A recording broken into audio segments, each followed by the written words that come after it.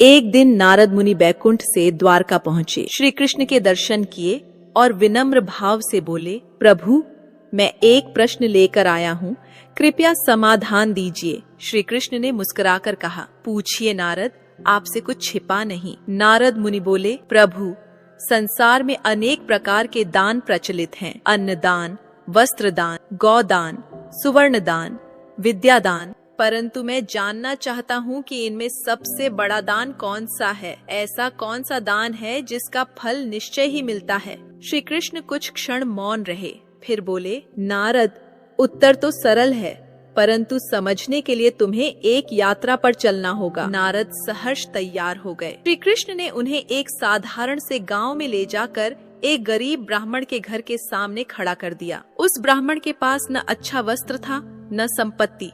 उसका छोटा सा कच्चा घर था जिसमें पत्नी और 2 छोटे बच्चे थे। जीवन कठिनाई से चलता था, परंतु उसका चेहरा शांत और संतोष से भरा था। हर सुबह वह मंदिर जाता, पूजा करता, जो कुछ भी प्राप्त होता उसमें से कुछ हिस्सा किसी जरूरतमंद को अवश्य देता। कभी कोई भूखा द्वार पर आ जाता तो वह पहले उसे भोजन देता, भले ही उसके परिवार को उस दिन थोड़ा ही मिले। नारद मुनि ने आश्चर्य से देखा, प्रभु यह तो स्वयं कष्ट में है, फिर भी दान कर रहा है। श्री कृष्ण बोले, यह दान केवल अन्न का नहीं है, यह दान है हृदय का। यह दान करता है समय का, सेवा का, सहानुभूति का और सबसे अधिक प्रेम का। नारद बोले, प्रेम का दान कृपया स्पष्ट करें।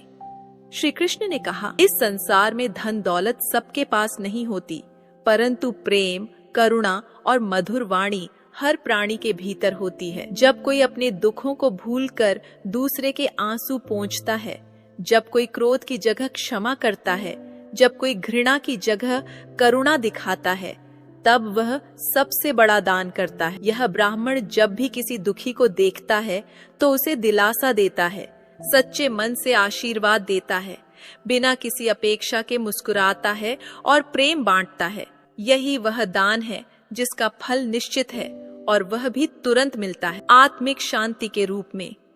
दूसरे दान का फल अगले जन्म में भी मिल सकता है, परंतु प्रेम और करुणा का दान ऐसा है जिसका प्रभाव तुरंत पड़ता है, न केवल दाता पर बल्कि जिसे दिया गया उस पर भी। नारद मुनि मौन हो गए। उन्हें समझ आ गया कि सबसे बड़ा दान न तो अन्न है, न धन, न वस्त्र, बल्कि वह है जो बिना स्वार्थ के दिया जाए, वह है जो मन से दिया जाए। श्री कृष्ण बोले, नारद जब तुम किसी के दुख में सहभागी बनते हो, जब तुम बिना अपेक्षा के सहायता करते हो, तब तुम ईश्वर के सबसे निकट होते हो। वही कर्म, वही दान सबसे श्रेष्ठ है। नारद मुनि ने हाथ जोड़ लिए और बोले, प्रभु आपने आज मेरी आंखें खोल दी। मैं आज जान गया कि संसार में सबसे बड़ा दान है निस्वार्थ प्रेम, करुणा और सेवा, और इसका फल निश्चय ही मिलता है। भले ही वह दिखाई न दे, परंतु आत्मा उसे महसूस करती है। श्री कृष्ण मुस्कुराए और बोले, यही सत्य है नारद, और जो इसे समझ गया वही सच्चा ज्ञानी है।